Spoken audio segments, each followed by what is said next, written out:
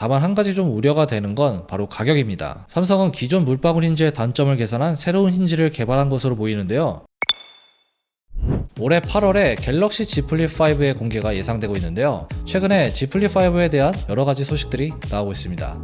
어떤 소식이 있는지 같이 한번 보시죠. 저희가 현재 구독자 이벤트를 진행 중입니다. 에어팟 프로 2세대와 갤럭시 버즈 2 프로를 드리는 이벤트인데 많은 참여 부탁드리고요. 참여하시는 방법은 하단 고정 댓글과 설명란을 참고해주세요. 우선 첫 번째 변화는 바로 커버 디스플레이인데요. 현재 들어가 있는 커버 화면보다 훨씬 더 큰 사이즈의 디스플레이가 탑재된다고 합니다. Z 플립 같은 경우는 처음에 나왔을 때 커버 화면이 아주 작았죠. 그냥 시간 정도 확인할 수 있는 크기라고 할 수 있었는데 이것 때문에 사용자들의 불만도 꽤 컸습니다. 그래서 커버 화면을 1.9인치로 늘렸는데 이전보다 나아지긴 했지만 그래도 사용하기 어렵다 이런 지적을 받아왔어요. 얼마 전 오포에서 클램쉘 형태의 폴더블 폰이 나왔는데요. 파인드 N2 플립이라는 제품인데 여기에 보면 굉장히 큰 커버 화면이 들어가 있습니다. 최근 아이스 유니버스는 Z 플립 5가 이 오포의 플립폰보다 더 큰 커버 화면을 가지게 될 거라고 전했습니다. 구체적인 사이즈는 언급하지 않았지만 이 오포에 들어가 있는 3.26인치보다는 적어도 크다는 소리죠. 지난 12월에 로스영은 3.3인치에서 3.4인치의 커버 화면이 Z 플립 5에 들어갈 거라고 전망했는데요. 이렇게 되면 현재보다 약 1.4인치 정도 커지게 되는 겁니다. 장점이라 하면 커버 디스플레이 표시되는 정보도 많아지게 되고 사용성도 훨씬 더 개선이 되겠죠. 아무래도 기존에는 화면이 좀 작기 때문에 사용하는데 좀 불편함이 있었잖아요. 방금 말씀드린 사이즈 정도로 커지게 된다면 사진을 찍을 때도 훨씬 더 자유롭게 찍을 수 있고 영상까지도 볼 수 있지 않을까? 이렇게 예상이 되기도 합니다. 그리고 디스플레이 모양이 정사각형에 가까운 모습이라는 소식도 있는데요. 3인치 이상의 정사각형 화면이 들어가게 된다면 카메라 배열이나 화면의 위치 이런 것들이 기존과는 좀 다르지 않을까? 이렇게 전망이 되기도 합니다.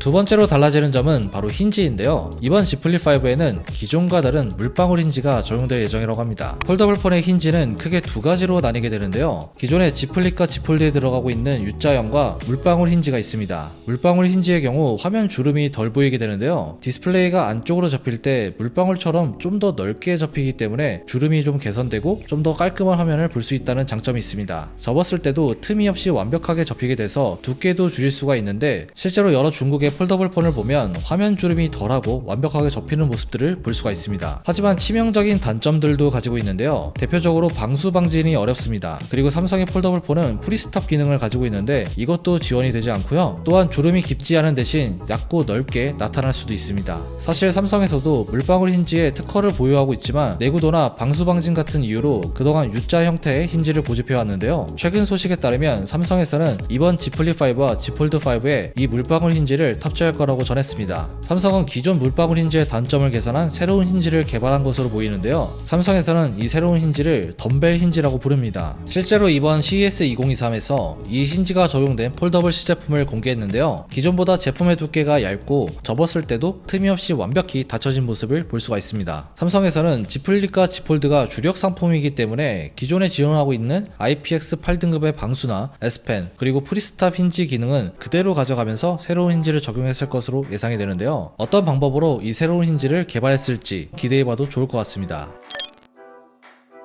칩셋 같은 경우도 작년 Z 플립 4에서는 스냅드래곤 8 플러스 1세대가 들어갔죠. 명확하진 않지만 이번에도 플러스 버전이 들어갈 가능성은 높은데요. 이번에 갤럭시 S23를 보면 스냅드래곤 8 2세대가 탑재되면서 성능이 많이 향상이 되었죠. 발열도 많이 잡히고 전체적으로 상당히 좋아진 모습인데 기존보다 30%에서 40% 정도 올라가면서 이제는 아이폰의 성능을 어느 정도 따라잡았다고 할 수도 있어요. 이렇게 성능이 높은 폭으로 개선이 되고 있는 만큼 스냅드래곤 8 플러스 2세대의 성능도 기대해봐도 좋지 않을까 이렇게 생각이 듭니다. 여러가지 발전이 기대가 되고 있는데요. 다만 한 가지 좀 우려가 되는 건 바로 가격입니다. 이번에 갤럭시 S23 가격이 전체적으로 많이 올라갔죠. 평균적으로 한 15만원 정도 올라갔는데 그렇기 때문에 Z 플립 5의 가격도 그대로 유지가 될 가능성은 좀 낮지 않나 이렇게 예상이 되고 있습니다. 그리고 새롭게 적용되는 이 물방울 힌지의 가격이 기존 U자 형태보다는 조금 더 단가가 높다고 합니다. 일반적으로 폴더블 폰의 가격이 바형 스마트폰보다는 높기 때문에 삼성에서 어떤 가격 정책을 가지고 나올지 한번 주목해봐도 좋겠네요.